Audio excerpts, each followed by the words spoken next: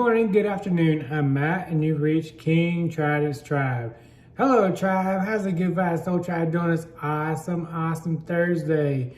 It's good to be back doing videos, and it's good to see you guys interact. I love whenever I see you guys interact in the comments. It makes me extremely happy.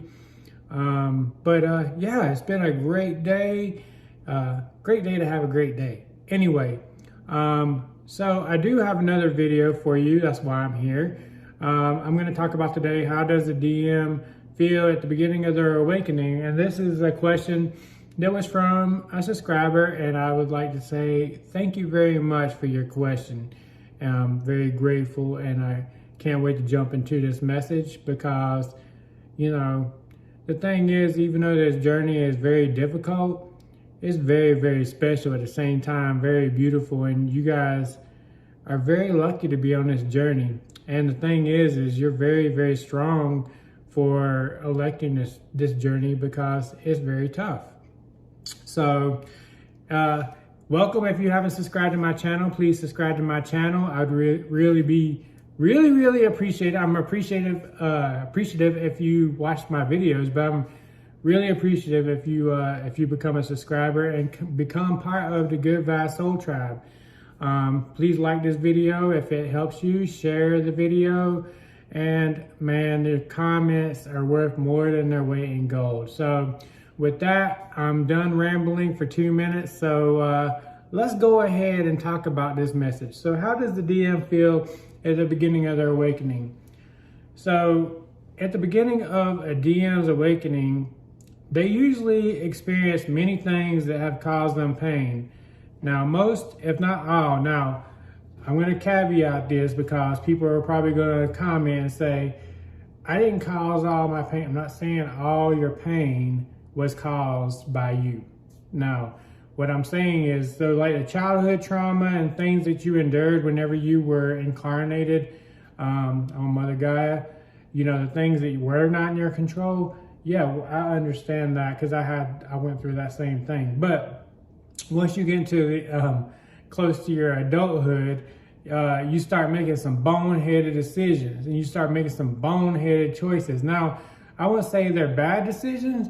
I would say, you have good decisions, and then you have more good decisions. And they weren't the more good decisions. Trust me, because I made some of those not so more good decisions, if that's even a thing. But anyway, but most, if not all, was caused by themselves. And I'm not speaking for all DMs, because every DM, and DS, every DM and DF experience is different. Your experiences are your experience, man, and it's very beautiful. However, this is a combination of my personal experience, intuition, and experience coaching other twins, which I love to do.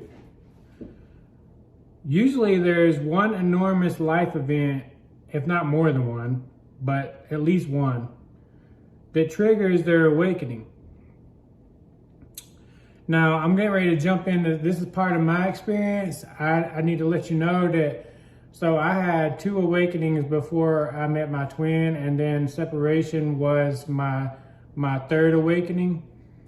So I think whenever I talk to other DMs on coaching and interactions, my experience is a lot different than a lot of other people's experience. So your DM might not experience this. His awakening might happen directly after you guys go into separation, which seems to be the case most of the time. However, I had 2 awakenings before I met my twin, and then the separation was a 3rd awakening.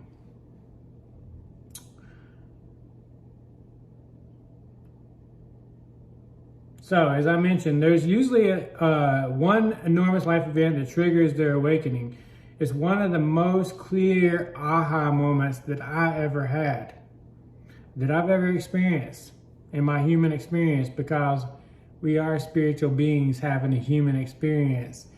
Even though the twin flame journey is soul, it's soul related, but you are here. You're incarnated on Mother Gaia because you elected. It was a pact deal. So, I mean, the light bulb was always there. The light bulb was always there, but this experience illuminated the light bulb that was always there. And it was on. It was on and bright as hell. For me, it was my divorce. That was whenever I had my first awakening. That's whenever I started looking at myself in the mirror. That's whenever that's when I was introduced to Dr. Wayne Dyer. And from that point on, like, it just kept progressing. And there was pain there. There was pain. Then I still wasn't fully onto the path that I needed to be, even though it was extremely slow. So even though that I had an awakening in my divorce, my transformation was going extremely slow. Yes, I was looking at myself in the mirror, and yes, I was doing some inner work, but it wasn't on the scale that the divine wanted me to do it on. And this was made clear years later. My second awakening happened 1 year later when both my parents passed away within 5 days of each other. So my parents, they were divorced since I was 6 years old, but my mom passed away on Valentine's Day and my dad passed away 5 days later, and they were divorced. And yeah, and that was a life-changing event for me. From that point on, like, it was so many feelings. Like, it was mentally, physically, spiritually. I mean, any experience you can think of, experiences that basically, if I told you, you might not believe me. But it was a wild ride from that point on. So as I mentioned, this one event changed me at God's speed. God's speed. That's the only speed they wanted me to go at, was God's speed. This is when I became fully conscious. I mean, my eyes, not only on my physical body, but inside, my eyes were wide open. My third eye was wide open. Synchronicities, stuff started popping up on YouTube, like stuff with twin flames. I never even searched for, I didn't even know what twin flames were. I didn't know. I mean, I thought that twin flames and soulmates were the same thing when this stuff was happening. I mean, I didn't know there was even a difference. I had spiritual experiences such as knocking on my wall at 3 a.m. Yeah, I had knocking on my wall. There was no water pipes in that area, so it wasn't water pipes. And yeah, I mean, it was my dad, and it was a series of 3 knocks 3 times. So it was like, and then there's a pause, another pause. Very clear. It was very clear. Probably won't believe that, but it happened. My phone would fly off the nightstand at night, and that's true. It would. I would actually strategically place things around my phone because it happened, and I was like, maybe there's something with the charging cable or whatever. So I would strategically put things around it, you know, and then I would wake up to this. It was like something picked it up and dropped it straight on the ground. And dreams, out-of-body experiences, yeah, I had that whenever I meditated, which was wicked. Spirits visited me, animals visited me that I never knew even existed. Yeah, I had this hummingbird moth that would visit me every night at 9 p.m. every single night in the summer. And I took pictures of it because I know people probably wouldn't believe me, but I took pictures of it, and it was literally right at my arm's distance, and it would sit there and fly, and I didn't know what it was at first, and I had to look it up. But this is the type of experiences that your DM will have. I mean, this was truly an experience that not many, if any, people would ever believe, which is why I don't tell people about my experiences, because, I mean, most of the time people ain't gonna accept your experiences, and they probably are just gonna think that you're loco, man. I mean, really. So I met a spiritual advisor that set me down my path. And they told me things that was true, even though I didn't, you know, at the time I was very skeptical. And I was just like, I don't know about that. But it ended up being extremely true. This is the kind of experiences that the DM will have. They'll feel like they're going crazy at times. Like literally, I felt like that I was going crazy. During the beginning, it felt like everything in my life was being taken from me. I mean, literally. I was going through a divorce. You know, I had my parents pass away. I mean, I was trying to finish up a graduate degree. That wasn't being taken away, but it was extremely hard to concentrate during all of those times. And especially when my parents was taken away from me. You know, it was extremely difficult, and I was dealing with a divorce during the same time that my parents passed away. Now, if you guys hear that, it's thunderstorming here, so sorry about that. But obviously, God wants to speak in my video.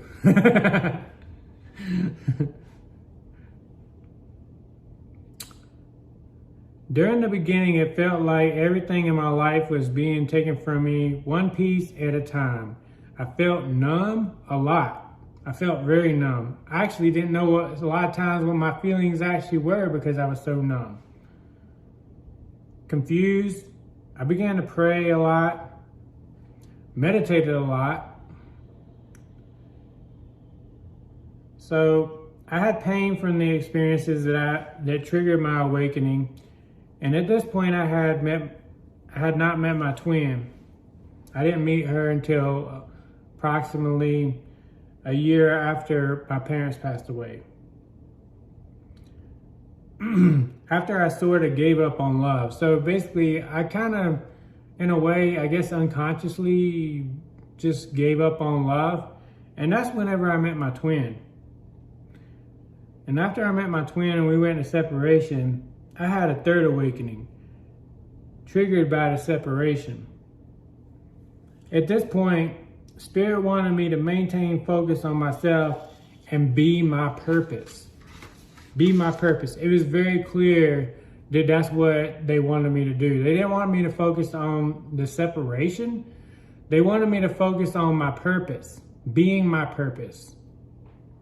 So I developed this channel, this great channel with the Good Vibes Soul Tribe, and I keep getting subscribers after subscribers, and I'm so grateful, so blessed, and man, I tell you what, I just love you guys. My spiritual advisor said I would have thousands of followers. I was very skeptical. I was like, man, do you know how many followers I currently have? I have like two subscribers right now. It was funny. But here I am now, and when I stepped into my power, my creation went off the charts. I mean, it still is developing to this day. Like my creation, the power of my creation is just like, and I love it, man. It's the best thing ever. Going back to separation. So I'm going to go back to separation and to an awakening and give you guys some more details on how you would feel. Whenever I was in separation and going through that third awakening, sorry about that, it's thunderstorms. This point, I felt like a relief. It was like a relief. even though I missed my twin. I did miss my twin, but it was like a relief. I knew that I had a shit ton more work to do, and that's true. This was confirmed by dreams, telepathy, synchronicities. I mean, I had synchronicities of numbers, I had feathers, I had coins with numbers with years on them. I had stuff on my car that would pop up. I had receipts. I mean, you name it, I had synchronicities, a lot of numbers. And angels speak with numbers. People that just showed up in my life. What a quinky dink. Well, there's no coincidences, people. At this point, I focused on being a student. The more I did that, the more the plan was unveiled to me. The less I missed my twin, and that's the truth. The less I missed my twin once I started being a student and being my purpose. I knew separation was an illusion, and they were still with me. My twin was still with me, you know, not in my human experience, but but our souls were still together. Because this is a soul journey. However, we must remember that we are spiritual beings having a human experience. And the reason why I say this is because somebody commented, which I'm very gracious for your comment, but they commented on one of my last videos to let me know that this was a soul journey, which I know that it's a soul journey, but right now you are a spiritual being having a human experience.